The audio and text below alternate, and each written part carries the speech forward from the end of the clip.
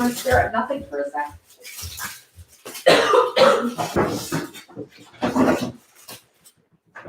Do you want some warm banana bread? Oh my god, yes. For dessert, I love some. Okay. Here, I'll slice some. And I'll go ahead and start. Hey y'all, it's Becky here from the Beckisphere, and welcome back to my channel. If you're new here, hi, my name is Becky, and every Tuesday and Thursday we talk about the climate here. The problems, yes, but the solutions, yes. So if that sounds like something you would be interested in, go ahead and click that subscribe button below. I am so close to hitting 100 subscribers. I have 6 more to go. And yeah, so please. But if this is your first time here, welcome. You have actually entered the weekly climate book club session where we talk about a specific climate book. This time we are talking about Climate Courage by Andreas Karelas. In fact, this will be the last session of the climate book club where we will be discussing this because we're on the last 2 chapters. But don't worry, there is actually going to be one more session on next Thursday, and it's not going to be a live stream, but it's going to be involving this book because I am going to interview the author of the book, Andreas, sometime next week, and then I will put it up for you all on Thursday. Hi, Rue. Can I help you? He was smelling what was in my glass. Nondescript beverage. Anyways, so if you don't have one yet, go ahead and get your nondescript beverage. Possibly some banana bread, some good old quarantine banana bread that my mama made. Thank you, thank you. My mama is here. Say hi, Sandy. Hi. I kind of had a bit of a shoulder drawl there, didn't I? So if you hear her voice off to the side, it's my mom.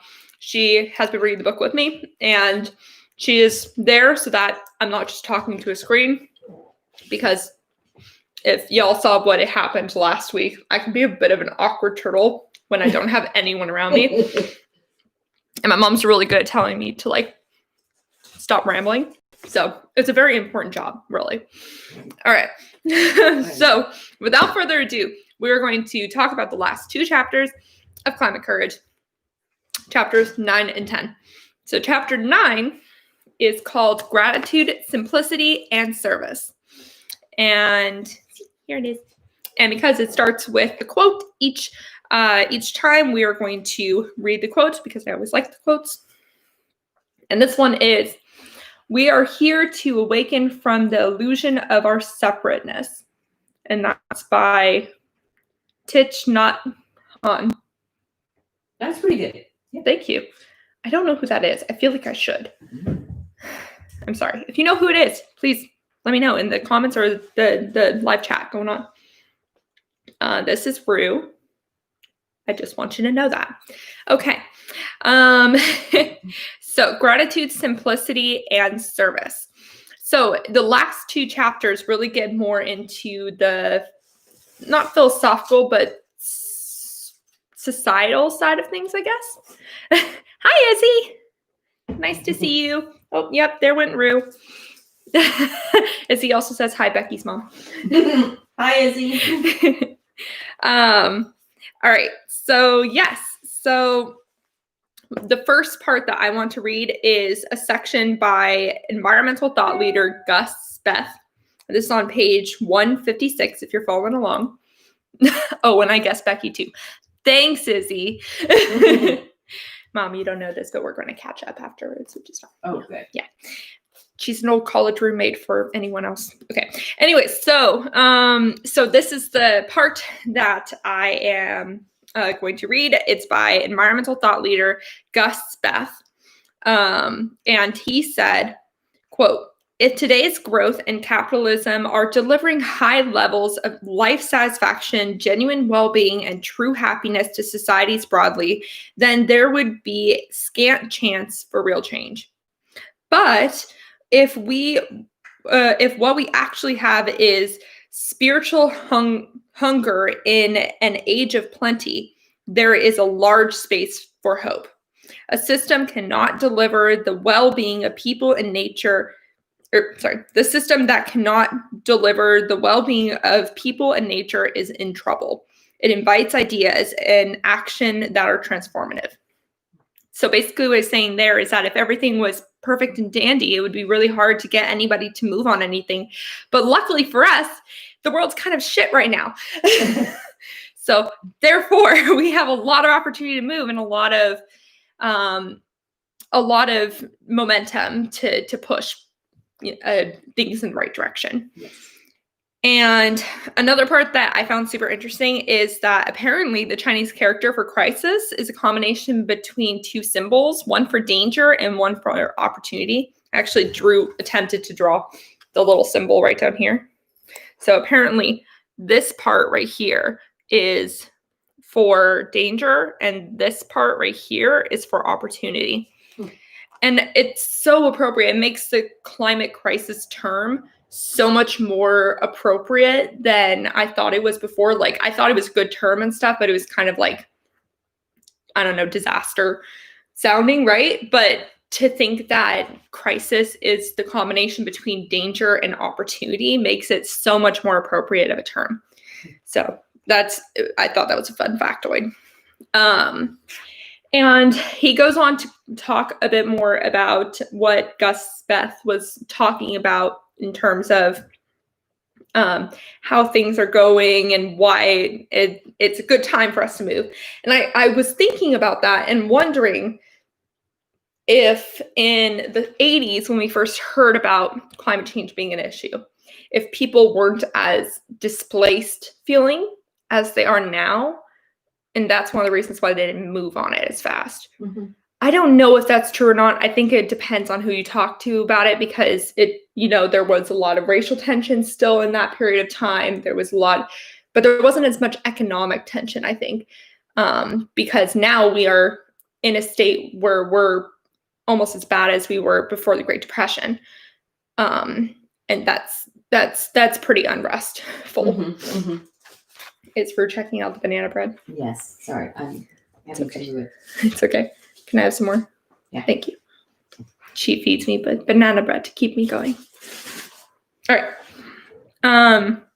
So anyways, I thought that was interesting. That was something that came to mind when discussing or when thinking about this. But yeah, so he says in 2019, income inequality in America hit its highest level since just before the Great Depression, with Jeff Bezos, Bill Gates, and Warren Buffett collectively holding more wealth than 50% of the population combined. I'm wondering where Elon Musk is now in that, Yeah, because he's number one. Yeah, so if he adds to that, would that be like 75% of the population's wealth? Probably not, but I bet it does increase the percentage. Yeah, because it's not like he gains money from like Warren Buffett or something, Yeah.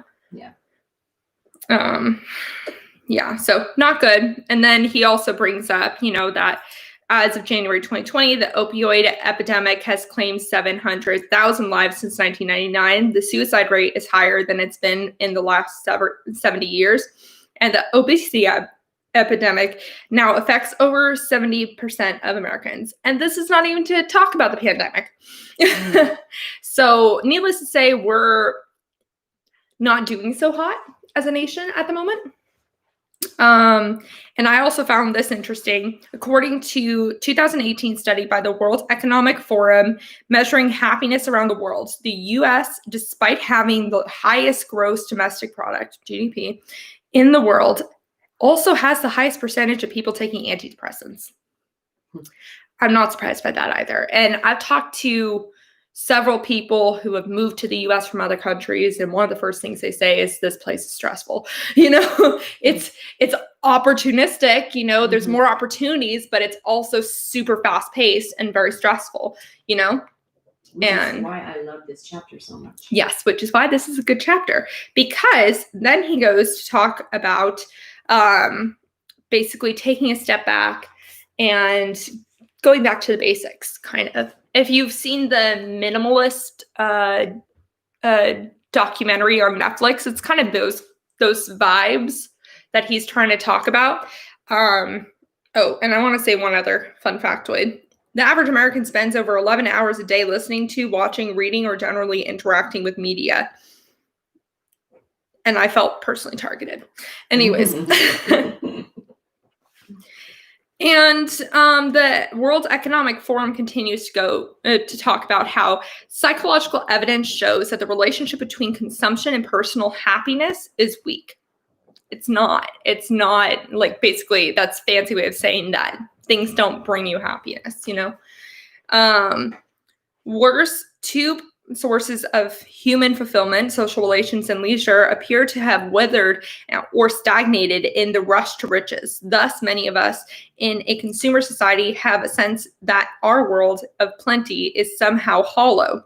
That hoodwinked by the consumeristic culture, we have been fruitlessly attempting to satisfy with material things what are essentially social, psychological, and spiritual needs. Yeah, straight up. And it'll be really interesting to see, again, after this pandemic, when more companies continue to have people work from home and telework, how we are going to fill that need. Mm-hmm.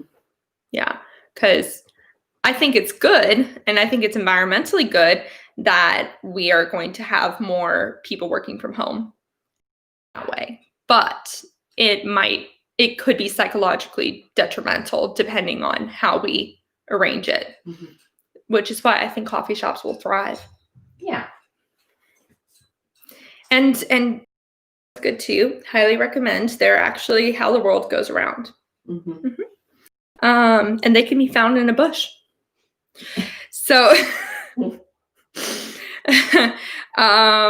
so then he starts talking about what is called positive psychology.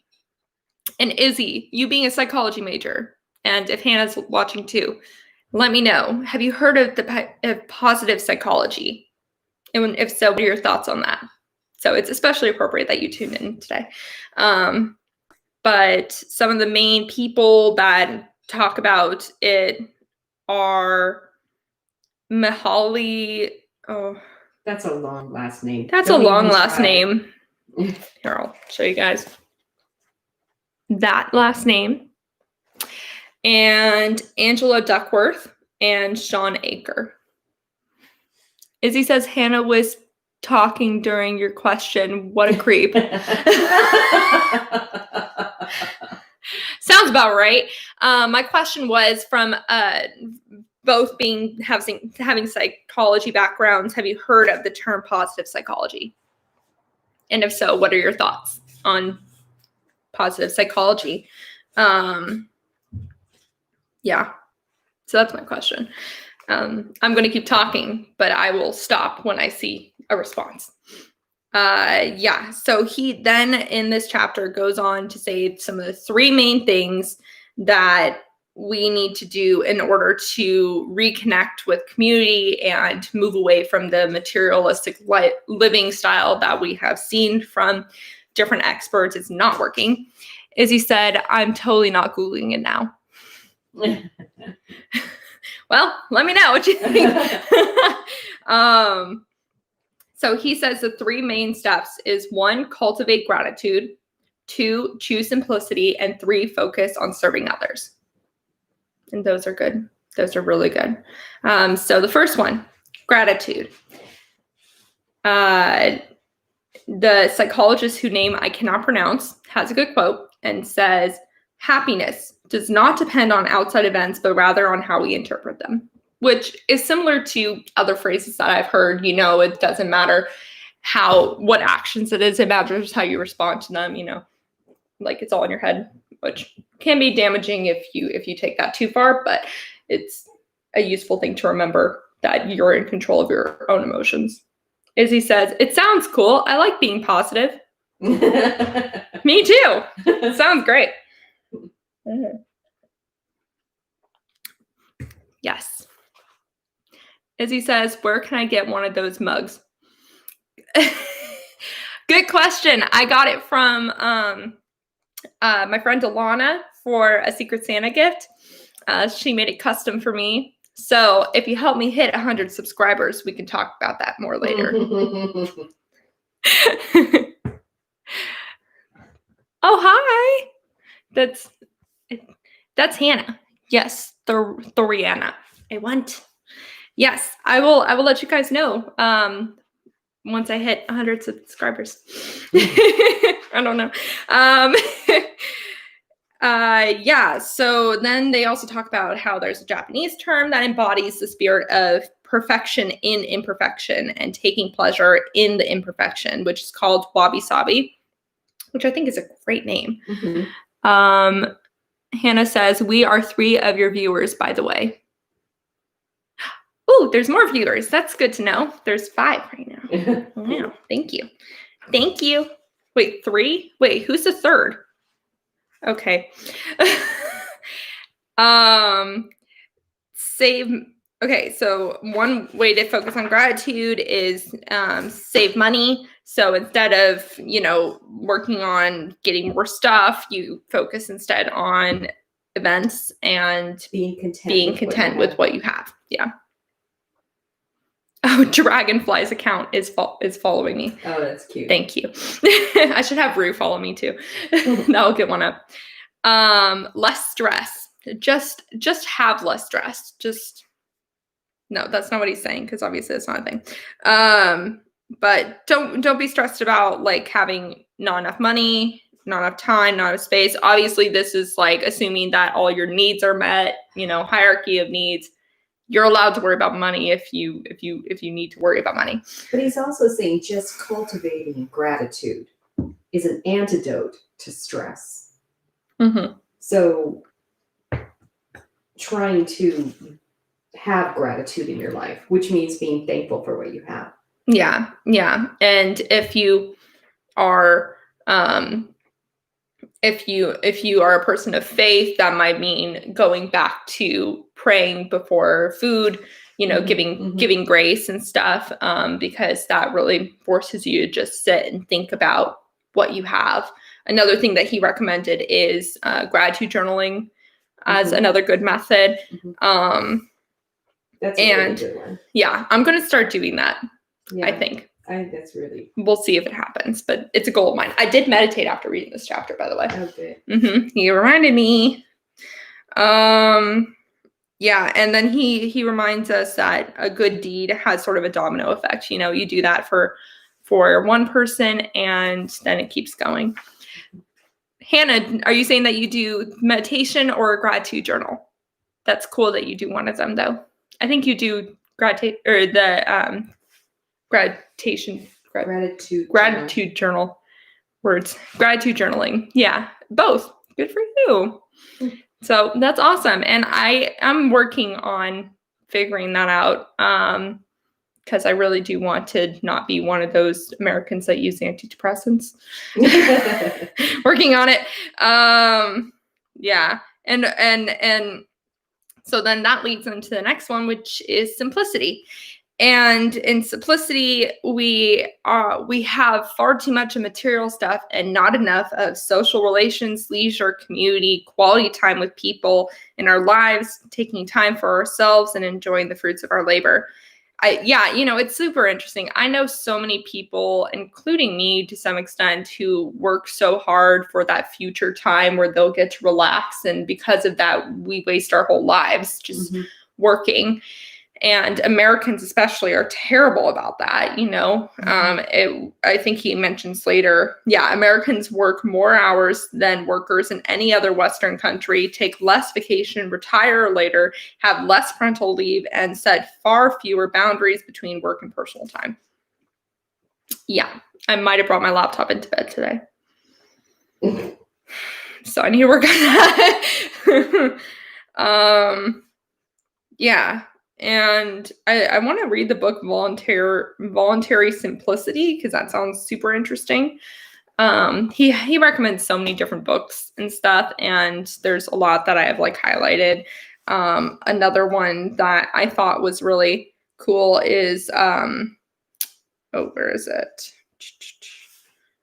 Might not be in this section. I'm going ahead of myself. Actually, I'm just going all over the place. Yeah, go back. Sorry. Abort. Okay, let's go back. What page are you on?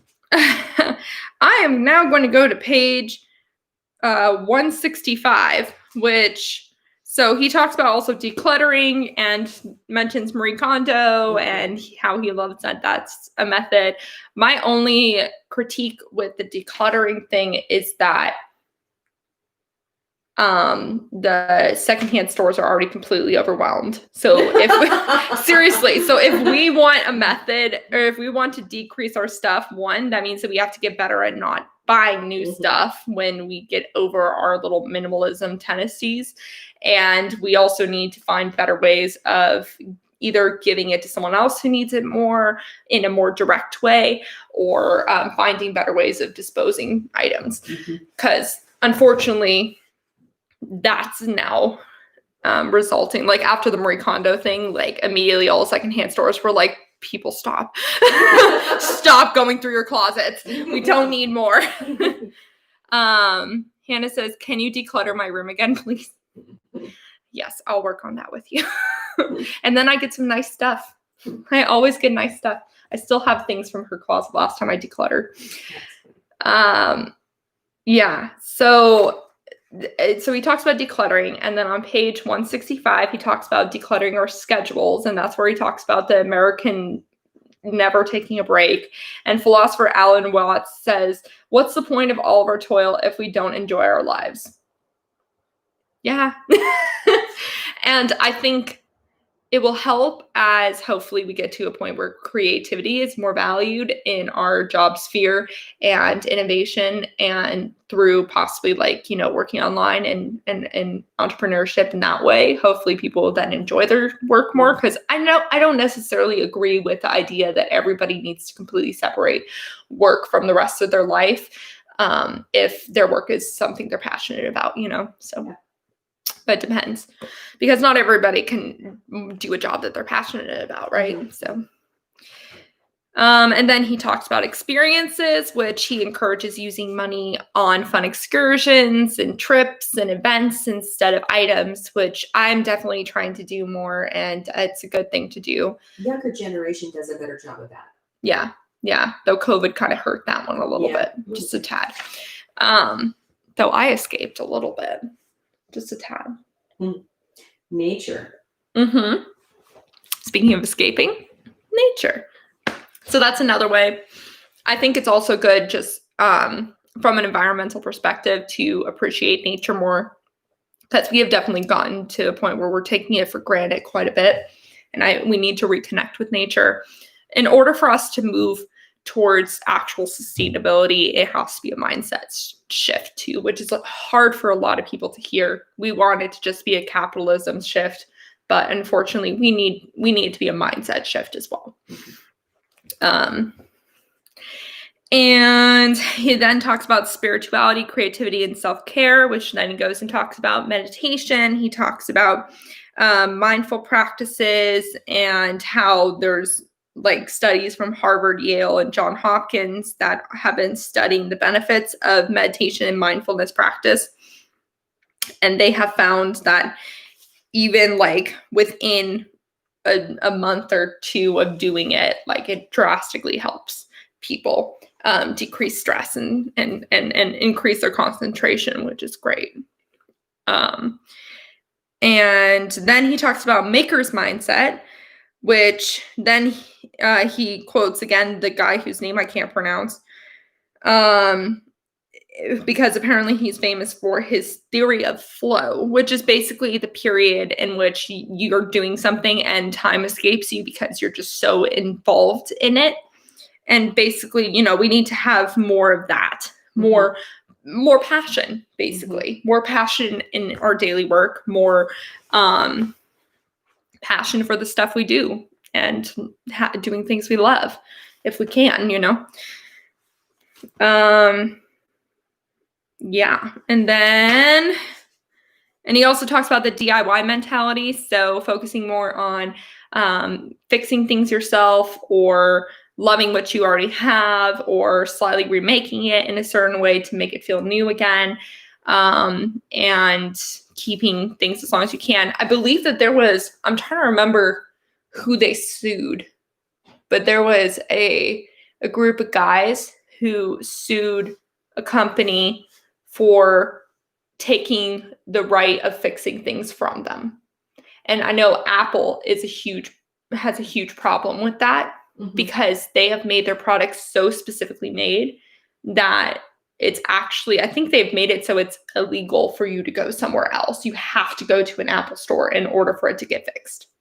You know, they made it in a way, and then they made the next product cheaper than fixing that product, right? So we've gone to this planned obsolescence where things are much cheaper to just buy than to fix. And so there were a couple guys who sued either a company or a state or government of some sort because we have lost our right to fix things ourselves. Even cars, people used to work on their cars. And Yeah. Now there's so Now many it's more of a hobby. There's so many computer parts in cars that you can't do a lot of that. So Yeah. some of it's tech driven, but yeah. True, but we still need to, well, then we need to increase our tech literacy. Yeah. You know, I think I would love to know how to fix things. I don't know how to hardly fix anything. And I think school is partially responsible for that. We've gotten to a point where we're so in academic learning that we are missing practical learning. Yeah. You know, same thing with financial stuff, you know, Yes. stuff like that. So Mhm. it's interesting. Okay, and then he talks about people and how we need to hang out with people, except right now where you shouldn't. And then there's service, where you should do things to help your fellow community, except for right now when you shouldn't. No, you should, but you just be Move safe. carefully with Be masks. safe. Yes, wear a mask. And he continues to talk about human connection. A lot of these are kind of similar in then that he's in way. the service part. So gratitude is number one, and then simplicity, and then service. Mm-hmm. Mm-hmm. Yeah, but I feel like reading the titles are probably enough for Yes. you to get the I point. agree. And to be purpose driven, which is again the idea of doing something you love and something that makes Mhm. you feel purpose. I always encourage my friends and family to have a passion for something, especially if it involves helping others. Like my passion is climate change. You know, that's what drives me. Mhm. And it can be climate change, though it should be everybody. But within climate change, make your passion be Mhm. something, you know? And then he talks about the drum major instinct, which is really interesting. And he quotes Dr. Martin Luther King Jr. about that sort of mindset of always having the impression that you have to be the most important person in the room. You have to be the best or competitive. And so he has this quote here that I want to read on page 171 from Martin Luther King Jr., I believe. I think it's from him. Mhm. Yes, it is. So Dr. King said, if you want to be important, wonderful. If you want to be recognized, wonderful. If you want to be great, wonderful. But recognize that he who is greatest among you shall be your servant. That's a new definition of greatness.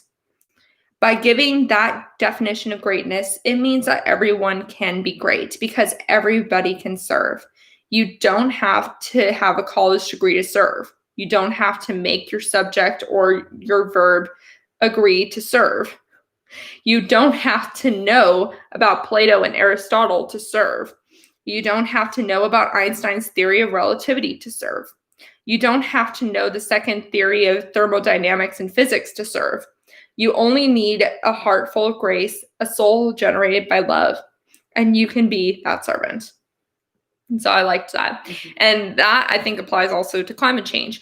You don't need to know the complete science behind climate change to know that it's something you need to do something about, you know? So Yeah. it can apply to that too. And then he talks about interconnection, which is basically connecting humans with the rest of the world. So similar to nature in a way. And then he goes on to tying it all together And I will go ahead and I was planning on just reading that whole section, but that's a lot. So I don't That's a know lot. why I was planning on doing that. Yeah, it's a lot. But basically what he says in this section is that we need to simplify our lives, not just for the sake of our mental health, though it is important, but for the sake of the planet, because our population is going to continue to increase, and it's really not a benefit to anything in this situation to continue our materialistic tendencies. So that's what I got from that. Yep. And now the final chapter of the book, which is chapter 10, Rolling Up Our Sleeves. Woo-hoo. And the quote is, "We ourselves are the pivotal human generation." And that's by the most recent Dalai Lama, who recently just chatted with Greta Thunberg Oh, for funsies. They were talking about feedback loops. okay. Yeah, climatic feedback loops. Interesting. For a documentary on feedback loops. They were talking to each other about it, which is really interesting. But it was they're so different yet so similar. It's really interesting. But yeah, so basically what he says in this chapter is, for the first thing, is that you can't get things done by trying to just best your opponent. We need to work together. As Joe Biden is trying to say, we need to work together. Unity. Right. And I agree with that for the most part. I think to some extent, some fossil fuel executives should just go to jail and move out of the way, but that's just me. But for the most part, I agree. I mean, we're not, at least, us common folk, regardless of our political beliefs and our cultural beliefs, we all share the same planet. And so trying to make adversaries out of each other is not productive. Mm-hmm. And he says at this one part on page 175, or 174 to 175, all it takes is time, listening more to find that out. It means spending less time on social media or staring at a screen and more time interacting with our community. The media and social media keep us divided by showing different audiences entirely different information. They do that on purpose. That I disagree with. That, I think, goes into the mentality that the media by itself is purposely trying to be demonic or something. And I denounce that. What if it's some media, though? But it is some media. But I'm being picky because I feel like that's one of the reasons why journalism has gotten in so much trouble, is because we've all been paired together in the umbrella term of the media and with these huge generalities. And that's also not helpful, because you can't just polarize the information sector, that's not good either. So I disagreed with that part. Because he says their aim is to keep us afraid, outraged, disgusted, and on the edge of our seats so that we keep tuning in. And journalists are not that bad. Some are, but yeah, it just depends on your definition of the media. Yeah. So maybe we need to find a way to differentiate the terms. And social media too, because sometimes the algorithms are putting stuff in front of us that continues to keep us on the edge of our seats so that we make the next click. Yeah. I mean, clickbaitiness is definitely a thing. And it's something that we have to reckon with for sure. But I don't want to encourage the impression that the industry is doing it out of hate or out of purposely trying to divide people, because that's not true. The book. So go to the third paragraph there, the stay informed. Yeah, that's the next part. Because that's the point. Basically, the main point is stay informed, but don't pay too much attention to what you have no control over, which is fair. Yeah. And then he gives some examples basically by saying, hey, if you're inspired by this, which would be great, And we hope that you're inspired by some different anecdotes that we provided in the book. And then he lists off some of the anecdotes. And I honestly just want to read those just to remind us some of the cool stories that he talked about in this book. So perhaps some of the favorite anecdotes. Perhaps it's how all the MGM hotels in Las Vegas are powered by solar, and that by switching to renewables, they're saving a ton of money, even after they had to pay $87 million fine for leaving the municipal utility. Or perhaps it's the fact that the Yankees, like the sports team, have decided to commit to the Paris Agreement, and now the U.S. has to. Or perhaps it's the 5 of the 6 companies with the highest valuation in the world are committed to 100% renewable energy. Or maybe it's that solar employees twice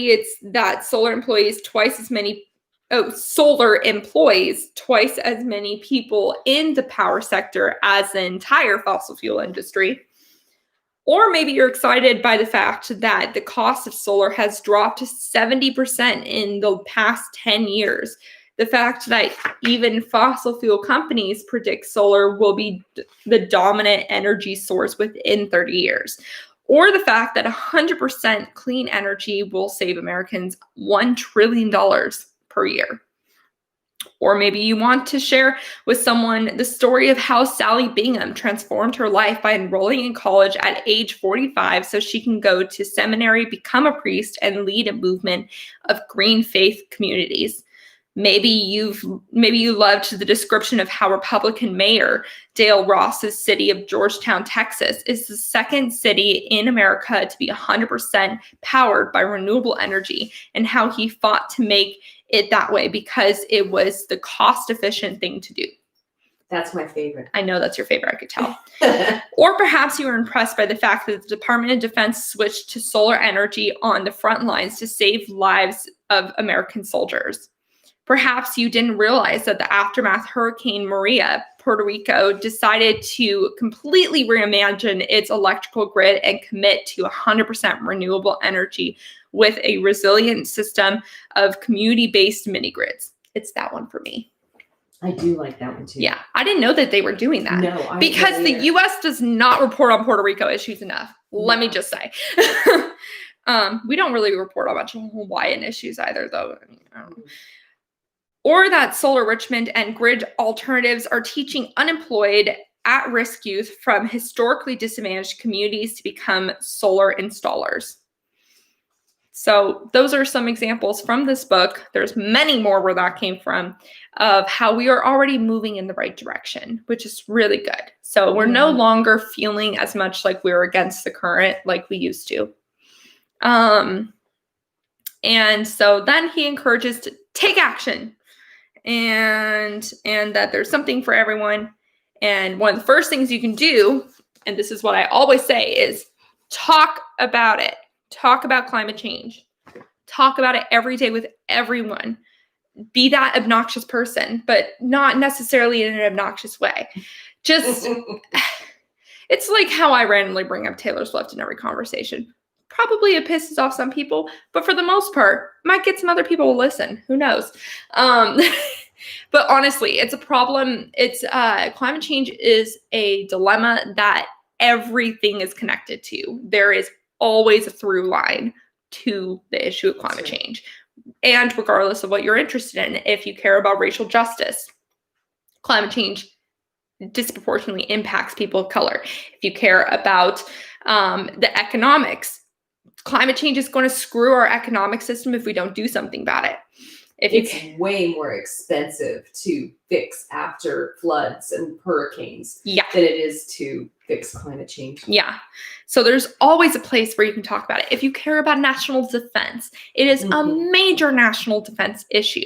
And the Department of Defense are one of the main parts of the government that are doing things about it, while the rest of the government's pretending like it's still not a thing. Well, not anymore, but it used to. So there's a lot to do. And talk or vote and get involved in local politics, but also don't rely on just national and like even state government to be the thing that creates all the change. Focus on community change. Are there solar panels on your apartment? Could there be solar panels on your apartment? Is there a way to do something like that? Is there a compost program that you can help get involved with? Is there some sort of teachable moments that you can have with students? Yeah. So I looked on Andreas Karelas' website. I wasn't going to mention it. Oh. Because there's not much there. No, on his website, no, there's a lot there. Climatecourage.us. Oh, no. I'm checking the revolve.org. Oh, okay. Unfortunately, his website itself, it was a good thought, but I think with the pandemic it died because it was going to have climate courage circles.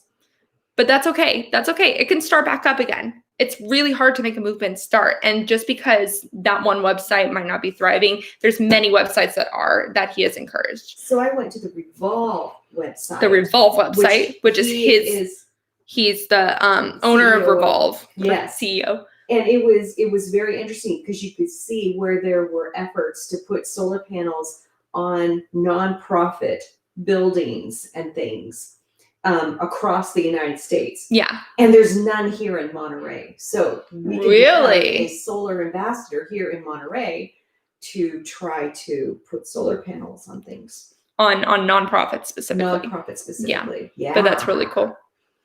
Ooh, Mama's got plans.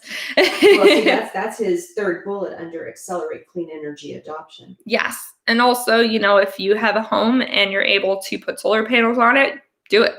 It will save you money in the long term, even if it's an initial thing out of your pocket. And also, if you are a college student, Revolve has a solar ambassador program where they basically teach you the ins and outs of the solar industry, and so that you can impact your own communities after the program. Yes. Which is really cool too. And and then there's also things like making your home more efficient. So putting double pane windows on where you can, trying not to use the heater or AC, instead bundle up, things of that nature. To do things like compost, reduce your food waste system. I recently started composting just to find that I have no idea who to give that compost to, so I'm still trying to figure that out. Which is why I'm thinking apartment compost system. We'll figure that out. I'll keep you posted. My poor landlord. And then this is the second time I heard the book. This was the book that I was thinking of when I was trying to find the second book that he had mentioned. It's called Cradle to Cradle, and it basically is a book explaining the whole supply chain system of a product and how you get from point A to point B. And what's interesting, this is the second time I have heard of it in the last 2 days, because the first time I heard of it was from a fellow climate YouTuber named Shelby, and she was going through, she had a tier list of some of the main environmental products. And apparently the Cradle to Cradle book also is connected to a program which will certify certain companies after they have looked at every single thing in every single supply chain for each of their products and determined that the whole thing is environmentally friendly. Wow. Yeah. So it's a big effort. It's a really hard one. It's like a B Corp sort of certification, but it's even harder to get one, I'm pretty sure. But so that's what she talked about in it. So if you're interested in how the supply chains work right now and the difficulty of determining the environmental impact of a certain object, then I highly recommend the book Cradle to Cradle. Apparently she had to read it for her environmental science degree. I missed that. Okay. Decarbonize your transportation. Obviously right now, public transportation might not be the best idea, but when it's back up and running, utilize it, especially since we do not want the public transportation industry to go bankrupt after all this, which it most definitely would have if we didn't switch to this administration, honestly, because it wouldn't have been priority for funding. So, well, Biden, he takes the train everywhere, except for right now during the pandemic and due to security risks because he's president now. Yeah, and then also for yourself personally, go to the farmer's market. It might be a little more expensive, but usually that food is better for you because you know where it came from and it's fresher. And you are supporting local businesses too. Possibly bring your compost over there. Maybe they'll take it. I will find out on Sunday if mine will take it. And just try to relax more. Go out, take hikes. Take a hike. I like the garden one. You like the garden one? Yeah. I want to as well. There's so much space out here for a community garden. I really think that it could happen. I just don't know how. I might stick my Uncle David on it because he knows what to do with that stuff. True. Yeah. And bottom line, just find what skills you have and put them to good use for a good cause. Honestly. Mm-hmm. And with that, I think I'm just going to go ahead and should I read his final thoughts just to end it? Sure. Yeah. Okay. So his final thoughts on page 184 of the end of the book. Would you agree with me that this planet that we're lucky enough to live on is pretty special? Look up at the sky. Look at the stars at night. For as far as we can see, For as far as we can see, for as far as our most advanced technology can see, we are the only ones around. Not a speck of life anywhere. Just cold, dark, empty space. And yet here, on this tiny blue dot in the sky, is a cornucopia of beauty. This place is magical. This place has all the food and water and oxygen we need. This place is the perfect temperature for life to thrive, neither too hot nor too cold. And life has been thriving and evolving here for billions of years, filling every ecological niche in the most incredible ways imaginable. From the black and white stripes of the zebra, to the sprawling tentacles of the octopus, to the pink feathers of the flamingo, to the red and blue skin of tropical frogs, to the pink and purple and orange petals of a flower, to the mysterious translucent bodies of creatures that live at the bottom of the ocean, to the taste of delicious peach on your tongue, to the smell of a field after it rains. However this place came to be, it's gorgeous. I mean, it's really something. While the rest of the universe, as far as we know, is a desolate place, as you read these words, there are millions of people gathered together celebrating someone's birthday, or sharing a meal, or sharing a smile right now. I hope not, because there's a pandemic. Sorry, I ruined everything. Share a smile through Zoom. There you go. And from that place of appreciation for being alive, for getting to live in this paradise, can we find the courage to do what's right? Can we find the courage to put aside our self-interest, to put aside our differences, and to come together for the sake of the place we all love? Don't we owe it to life, to the universe?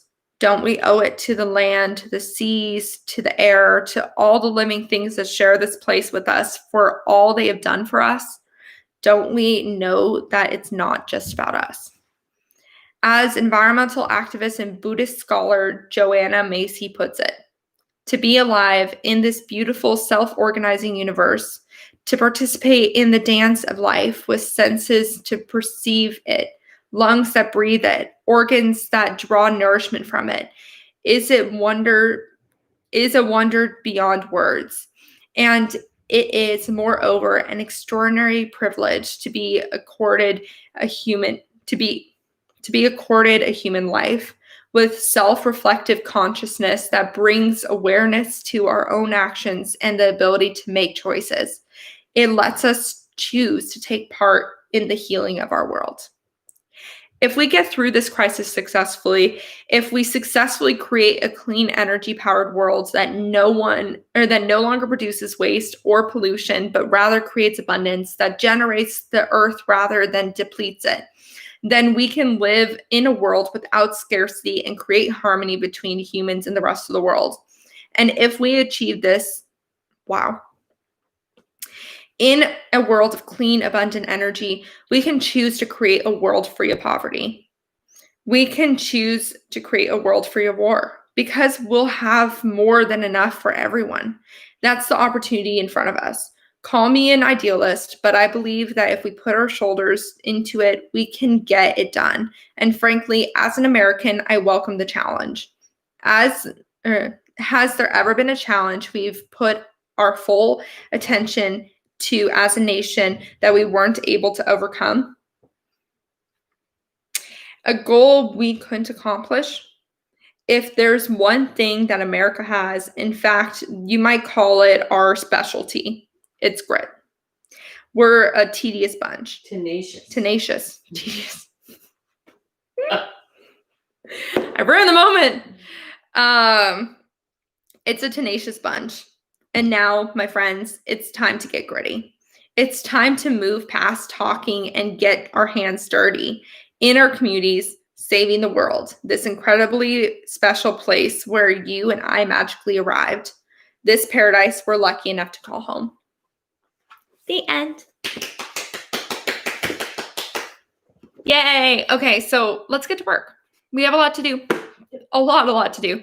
And to help learn what you can do, on Tuesday, I'm going to be releasing a video where I dive into the ins and out of the solar industry, what it looks like right now, and where it's heading.